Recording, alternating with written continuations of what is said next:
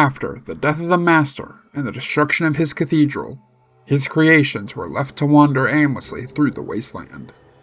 Some would join the fledgling New California Republic, some would seek out new masters, and some would flee to the east, with the rumors of mutants as far as Texas being spoken of in hushed whispers. One mutant, though, would stay in California and form his own community for his own kind. Not much is known about Marcus's early life, and what is can be ascertained just by looking at him. He was formerly a human who was captured by the Unity and dipped in the forced evolutionary virus, creating another loyal soldier of the Master. Marcus wasn't simply a brainwashed drone following his creator's orders, though. One of the Master's more successful subjects, Marcus's intelligence was enhanced by the FEV, allowing him to reflect on what the Unity's goals were and where he stood on them. Ultimately, he came to the conclusion that the Master's plan of turning everyone in the Wasteland into Super Mutants would be an ultimate good for the Wasteland, allowing humanity to finally break away from its endless cycle of violence caused by petty differences. While Marcus would serve as a dutiful soldier of the Unity for years, his efforts would ultimately be for naught, as in 2162, the Unity would die with its master, when a wanderer known as the Vault Dweller destroyed its LA headquarters and its outpost at the Mariposa military base, killing the movement where it stood. Now without his revered leader, Marcus took to wandering the Californian wastes. For nearly 20 years, this was the mutant's life, until he encountered Jacob, a knight of the Brotherhood of Steel, in the early 2180s. Taught by his order that the super mutants were an abomination of science, Jacob attacked Marcus. The pair battled for over a day, grappling each other into the sand. Until they stopped. After a while, we just started laughing. What was the point? And we became friends. Headed off together. Then, other people started following us. Guess they figured if they weren't safe with a mutie and a steel knight, safe just wasn't going to happen. After weeks of wandering the wastes of California with their growing posse, Marcus and Jacob finally settled down outside of a pre-war uranium mine, forming the community of Broken Hills, a town for outcasts and refugees, human or otherwise. Eventually, Jacob would move on from the Broken Hills, returning to the wastes. What a great mutant he would have been. Marcus would stay, watching over the town as its sheriff. For 60 years, Marcus would run Broken Hills, seeing it slowly become the foremost source of uranium in New California.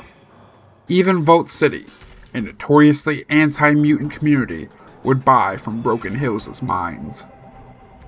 Relations between the humans and the mutants in Broken Hills would slowly sour, however, and a conspiracy to remove the mutants from power in the town would emerge in the early 2240s. A chemist named Jacob, named for the knight that helped found the town, became convinced that Marcus only came to rule the town through force. In an act of rebellion, Jacob and his co-conspirators sabotaged the uranium mine's air filter. Given that the mine was only worked by super mutants, this would only affect them. Jacob's beliefs were only reinforced when, in response to the sabotage of the mine, a mutant named Francis killed a group of humans, bringing human-mutant relations to the brink of destruction. Before the point of no return was reached, though, the Chosen One of the village Arroyo would arrive in Broken Hills. At the request of Marcus, the Chosen One would repair the air purifier and, in the process, uncover the anti-mutant conspirators, bringing them to justice. Thankful for the Wanderer's services, Marcus would join the Chosen One's journey to save their village. We were looking for a GEC to save the village of Arroyo. Eventually, we did. Nuked an oil rig in the process. Don't know what happened to my friend. I've got a feeling it turned out all right in the end. After traveling with the Chosen One, Marcus would travel east in search of more of his kin. Eventually, he would find himself on Black Mountain, Nevada, just south of New Vegas. Before the war, Black Mountain was the site of a military communications array and took a direct nuclear strike on October 23, 2077, making it impossible for human settlers to inhabit. But it was perfect for mutants who didn't want to be bothered. In 2277, Marcus would found a community for super mutants on Black Mountain, using the comms equipment to broadcast a message attracting more mutants to his town. While the community would thrive for a little while, things began to go downhill when a group of Nightkin, led by a mutant named Tabitha, arrived at Black Mountain. Nightkin were elite warriors in the Master's army, but their use of stealth boys slowly caused many to lose their minds, including Tabitha. Only kept sane by the presence of her best friend robot Rhonda. When Rhonda was damaged, Tabitha began to spiral into insanity. Attempting to keep her calm, Marcus did what a parent would do with a toddler and placed Tabitha in front of a screen, having her write a journal on a terminal, hoping that if she expressed her emotions, it would calm her. Soon, Tabitha discovered that the terminal was connected to Marcus's radio broadcast, however, and overrode it with her own, attracting mutants that agreed with her brand of crazy.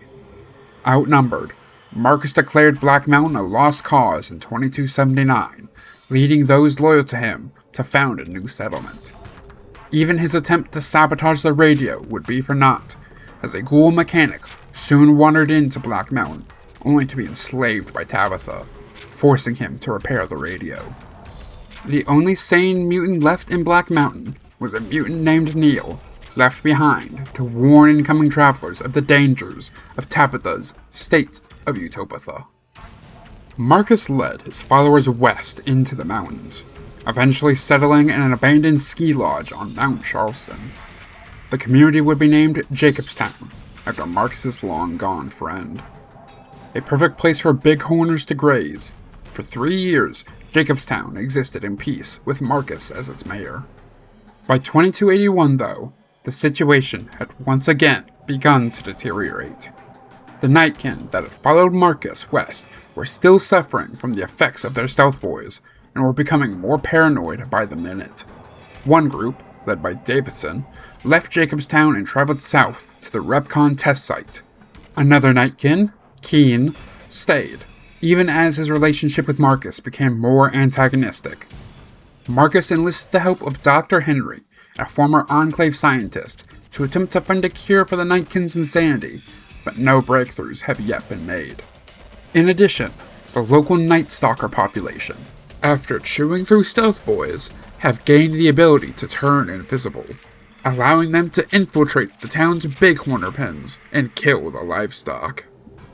Worse, mercenaries hired by an NCR senator have begun harassing the town, attempting to blame the mutants for the destruction of NCR farms, despite having nothing to do with it. The mercenaries are under orders to see the mutants either displaced or destroyed.